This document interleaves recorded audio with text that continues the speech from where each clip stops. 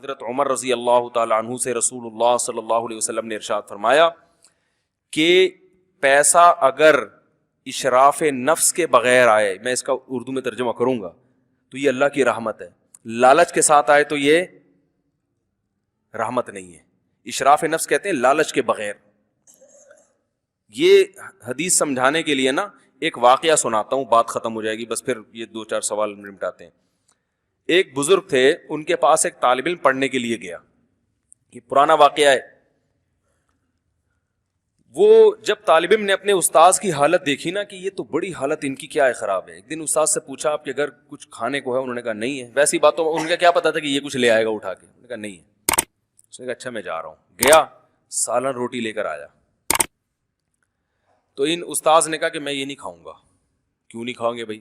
کہا جب تم اٹھ کے گئے نا میرے دل میں لالچ آئی کہ یہ میرے لیے کچھ لے کر آئے گا، تو میرے دل میں کیا ہو گئی؟ لالچ، ایک لالچ پیدا ہو گئی، اب تو مزے آ گئے، کچھ نہ کچھ تو لے کر آئے گا، ٹھیک ہے نا۔ تو اس لیے لالچ کے ساتھ جو چیز ملے گی وہ میں نہیں کھاؤں گا، واپس لے جاؤ۔ طالب علم بھی بڑا ذہین تھا، اس نے کہا ٹھیک ہے جی آپ کا جیسے حکم، گیا گھوم کے واپس آ گیا، کہہ رہے یہ لیں۔ انہوں نے بولا کیوں بھائی؟ انہوں نے کہا یہ آپ کے لیے ہدیہ۔ انہوں نے کہا میں نے منع کیا؟ انہوں نے کہا وہ تو پہلی دفعہ لالچ تھی نا، اب تو مایوس ہو گئے تھے نا، ٹھیک ہے نا، کہ چلا گیا۔ انہوں نے کہا ہاں اب تو مایوس، اب کھاؤ، بالکل کھاؤں گا، یہ بغیر لالچ کے آیا ہے۔ نہیں آئی بات۔ دوسروں کی جیبوں پہ نظر رکھ کے جو پیسہ آئے گا اس میں برکت نہیں ہوگی، اس سے کتا پن پیدا ہوگا۔ کتے کا بھی یہی کام ہوتا ہے نا، جب بھی آپ کو سونگتا رہتا ہے، جب جہاں بھی جاؤ گے نا کچھ دے گا دے گا دے گا، جتنی بوٹی ڈالو گے پھر اور چپکے گا، اور ڈالو گے اور چپکے گا۔ تو جو لالچی آدمی ہوتا ہے لوگوں کی جیبوں پہ نظر ہے کہ پچھلی دفعہ اس نے اتنے پیسے دیے تھے، پتہ نہیں اس دفعہ دوسرے بیٹے کی شادی ہے کتنا ہدیہ دے گا، اب دیکھتے ہیں۔ سوچ رہے ہوتے ہیں یار دیکھوں، وہ کھجانے کے لیے جیب میں ہاتھ ڈال رہا ہے، شاید اب نوٹ نکال رہا ہے۔ لوگ گفٹ دیتے ہیں نا ایک دوسرے کو، بھائی بیٹے کی شادی ہوئی ہے یہ لو لے لو بھائی گفٹ لے لو، آپ کی شادی ہوئی لے لو۔ تو اب کوئی ایسا دوبارہ کوئی پروگرام ہو تو لالچ، اب دیکھتے ہیں یہ کتنے دے گا، وہ ایسے ہی آ گیا کچھ دیے بغیر تو عجیب سی دل میں نا فیلنگ، ہائے یہ کیا ہو گیا یار، ہم تو بڑی امیدیں رکھ کے آئے تھے۔ تو اس لالچ کے ساتھ جو پیسہ آتا ہے، اس پیسے سے لالچ ختم نہیں ہوتی بلکہ بڑھتی۔ آپ کتے بن جاؤ گے اس کے سامنے، ناک رگڑنا شروع کر دو گے ایک دن۔ استغنا کے ساتھ جو پیسہ آتا ہے اس میں اللہ برکت دیتے ہیں۔ تو یہ استغنا کے ساتھ واپس چلے گئے، طالب علم دوبارہ لے آیا، انہوں نے کہا آپ کھائیں گے، ٹھیک ہے نا۔ تو اس طرح جو پیسہ عزت کے ساتھ آئے اس میں اللہ کی طرف سے برکت ہوتی ہے، انسان کی عزت ہوتی ہے، وہ اللہ کی رحمت ہے۔ ہمارے حضرت مفتی رشید احمد صاحب تو اتنے زیادہ مستغنی تھے کہ اپنی ذات کے لیے تو سوال ہی پیدا نہیں ہوتا، مدرسے کے لیے بھی کبھی چندہ نہیں مانگا حضرت نے، حالانکہ وہ تو جائز ہے۔ حضرت نے جب مدرسہ بنایا تو لوگوں نے کہا کہ اب آپ چندے کا اعلان کریں، مدرسے میں طلبہ آئیں گے، استاذوں کی تنخواہیں کہاں سے؟ اس وقت حضرت کے پاس زیادہ پیسہ نہیں تھا، وہ تو بعد میں اللہ نے جب جائیدادیں تقسیم ہوئی تو پیسہ آیا۔ تو حضرت نے فرمایا میں تو چندہ نہیں مانگوں گا، لوگ دیکھ نہیں رہے مولوی نے مدرسہ بنایا ہے، شہر کے اندر ہے، لوگ بچے پڑھ رہے ہیں، استاذوں کی تنخواہیں کہاں سے نکلیں گی، بچوں کا کھانا کا کہاں سے ہوگا، تو لوگ دیکھ رہے ہیں نا، خود کریں۔ تو لوگوں نے کہا حضرت آج کل لوگوں میں اتنا شعور نہیں ہے، اس سے تو آپ کا مدرسہ بند ہو جائے گا، آپ کی بدنامی ہوگی، مدرسہ بند ہو جائے گا، آپ کی بدنامی ہوگی۔ اتنے بڑے عالم نے، مفتی نے مدرسہ کھولا، وہ تھے شیخ الحدیث، بہت بڑے عالم تھے، اور دیکھو چلا ہی نہیں سکے، بند کر دیا۔ فرمایا میری بدنامی نہیں ہوگی، کراچی کے سیٹھوں کی بدنامی ہوگی، ٹھیک ہے نا، کہ ایک اتنے بڑے مولوی نے مدرسہ کھول کے بیٹھا اور کراچی کے سیٹھ اتنے کنجوس ہوتے ہیں کہ وہ مدرسہ بھی نہیں چلا سکتے۔ ایسا اسٹائل تھا ہمارے حضرت کا۔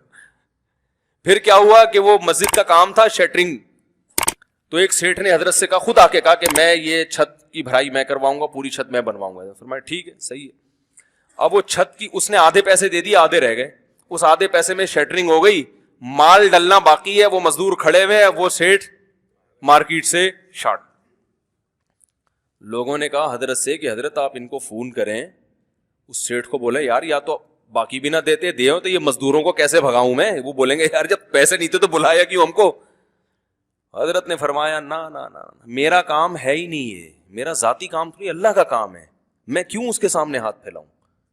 جائز ہے مانگنا، آپ ایسا نا علماء کو اس معیار پہ پرکھنا شروع کر دیں، نبی نے بھی چندہ مانگا ہے، صحابہ سے کہا ہے، لیکن حضرت نے لوگوں کے حالات کی وجہ سے نا کہ مولوی کا امیج خراب کر دیا گیا ہے، جو مولانا صاحب جا رہے ہوں لوگ چندہ نہ مانگ رہے ہوں، تو حضرت نے فرمایا میرا کام نہیں ہے بھائی، اللہ کا گھر ہے، میں نہیں مانگوں گا. اور پھر فرمایا میں نے زندگی بھر کسی سے نہیں مانگا ہے, آج اگر میں نے مانگ لیا اور اللہ نے کہا کہ ٹھیک ہے تو نے مانگ لیا نا, اب مانگتا رہے, تو میں کیا جواب دوں گا اللہ کو؟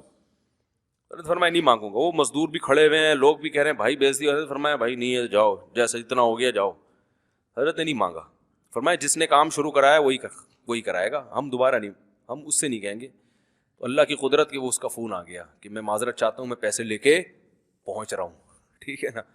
تو جو دینی کام کے لیے جن کا یہ استغنا تھا, تو اپنی ذات کے لیے کیسا ہوگا خود سوچو.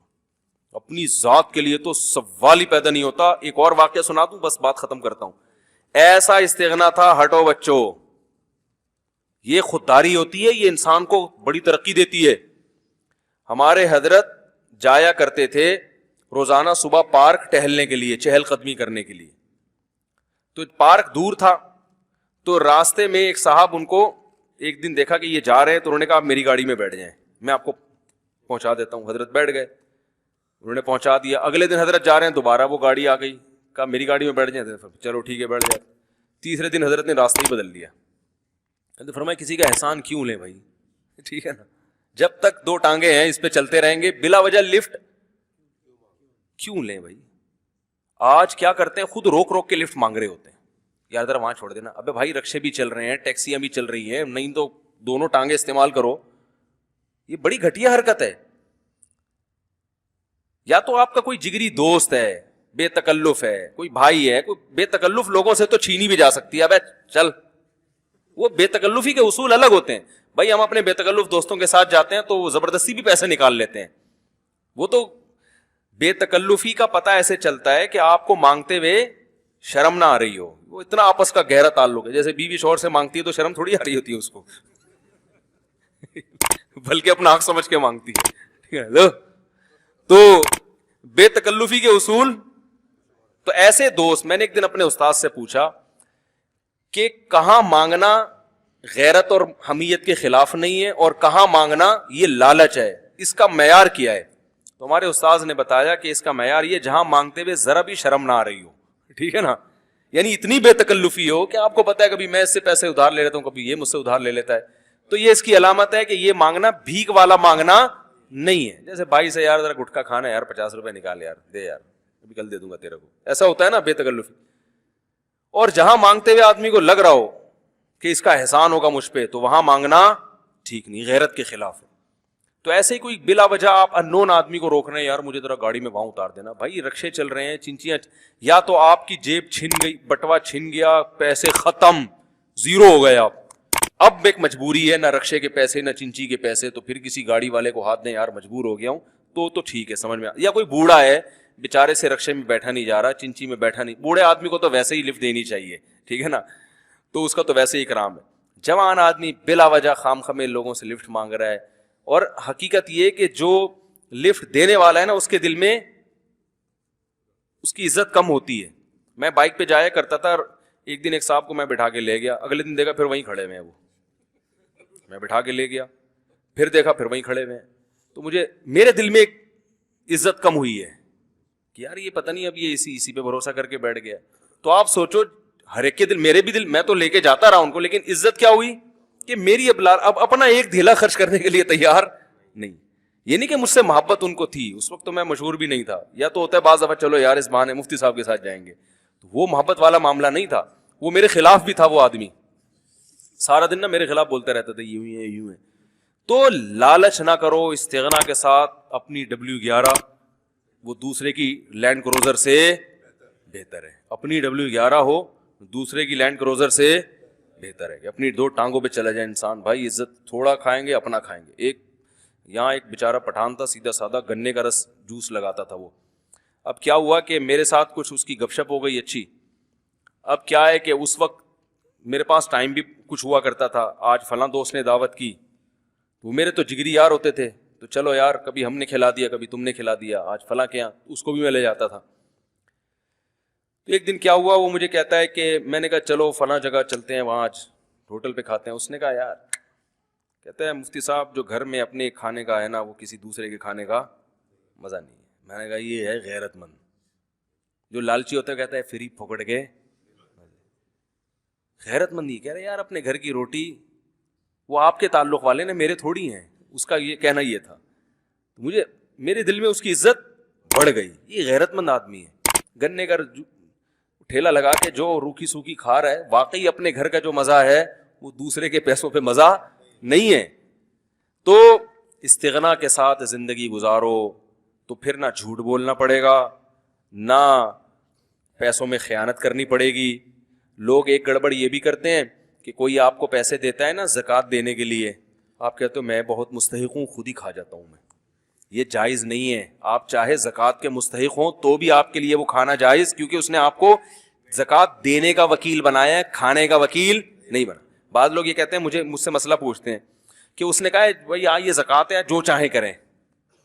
تو اس نے تو جو چاہیں کہہ دیا، میں کھا رہا ہوں. میں نے کہا جو چاہیں کا مطلب ہوتا ہے جہاں چاہیں دیں، جس پر اعتماد ہو. خود کھانے کے لیے صراحتاً اجازت لینا ضروری ہے کہ بھائی میں بھی زکوٰۃ کا مجھے کھا لوں. ٹھیک ہے نا. ایسے پوچھیں گے تو حلال ہوگا، ورنہ حلال نہیں ہوگا. اور میں نے کہا یہ پوچھنا غیرت کے خلاف ہے. جو تمہارے مقدر میں وہ اللہ تمہیں دے گا یار، کیوں پوچھ پوچھ کے اپنے لیے زکوٰۃ حلال کر رہے ہو؟ زکوٰۃ دینے کے اصول کچھ اور ہیں، لینے کے اصول کچھ اور ہیں. دینا ہر اس شخص کو جائز ہے جس کے پاس 52.5 تولے چاندی کے برابر مالیت نہ ہو، دے سکتے ہیں اس کو. لیکن مانگنا اس کے لیے جائز ہے جس کے پاس 2 وقت کے کھانے کی روٹی نہ ہو. جو زکوٰۃ کا مستحق ہے اس کے لیے مانگنا جائز نہیں ہے. سمجھ رہے ہیں؟ مانگنے کے اصول شریعت میں الگ ہیں. آپ ہٹے کٹے ہو، صبح کدال لے کے آپ جا کے 2 وقت کی روٹی کما سکتے ہو، آپ کے لیے مانگنا جائز نہیں. ہاں کوئی بیماری آ جائے تو ایک الگ بات ہے. روٹی کے لیے پیسے مانگنا جائز نہیں اگر آپ 2 وقت کی روٹی بھی آپ کو کھانے کو مل رہی ہے، کیونکہ روٹی کی ضرورت اللہ آپ کی پوری کر رہا ہے. کل کے لیے نہیں مانگ سکتے آپ، آج کے لیے مانگ سکتے ہو. اگر صبح بھی روٹی نہیں ملی، شام کو بھی نہیں ملی، بھوکے مر رہے ہو، پھر آج کے لیے روٹی اگر آپ غریب ہو تو مانگ سکتے ہو. اجازت ہے، ترغیب اس کی بھی نہیں ہے. تو اسلام تو میرے بھائی خودداری سکھاتا ہے، عزت کے ساتھ جینا سکھاتا ہے. ادھر سے لوٹا ادھر سے کھسوٹا، یہ جیب میں ہاتھ ڈال رہا ہے تو شاید بھدیا نکال رہا ہو. یہ جناب آ رہا ہے ولیمے میں، لفافہ دیا اس نے، آپ خوشی سے پاگل ہو گئی. ولیمے کے سارے پیسے آپ کو پتہ ہے لفافوں سے پورے ہوتے ہیں، بلکہ زیادہ ہی مل جاتے ہیں. آپ نے گھر جا کے لفافہ کھولا، اس میں خط نکلا، اس میں لکھا ہوا تھا، ایک پھول تھا کہ مجھے آپ کی شادی پہ بہت خوشی ہوئی. آپ کہو گے بھاڑ میں جائے ایسی خوشی. یہ ہو رہا ہے نا آج کل. تو یہ وہ ہدیے ہیں جو لالچ سے آ رہے ہیں. بچہ پیدا ہو گیا، وہ خاتون ملنے کے لیے آئیں تو مائیں سوچتی ہیں آئیں گی تو کچھ تو بچے کی سلامی دے کے جائیں. ایک دم دل میں ایسا دھچکے لگتے ہیں نا جیسے بجلی کے کرنٹ کے، ایسے دھچکے لگ رہے ہیں. تو پھر بھائی اگر وہ دے کے بھی جا رہی ہیں تو واپس کر دو. بولو بھائی ہمارے دل میں لالچ تھی، یہ ان کو بے شک بولو نہیں، یعنی دل میں بولو کہ لالچ سے جو پیسہ آئے اس میں برکت نہیں ہوتی، آپ رکھیں.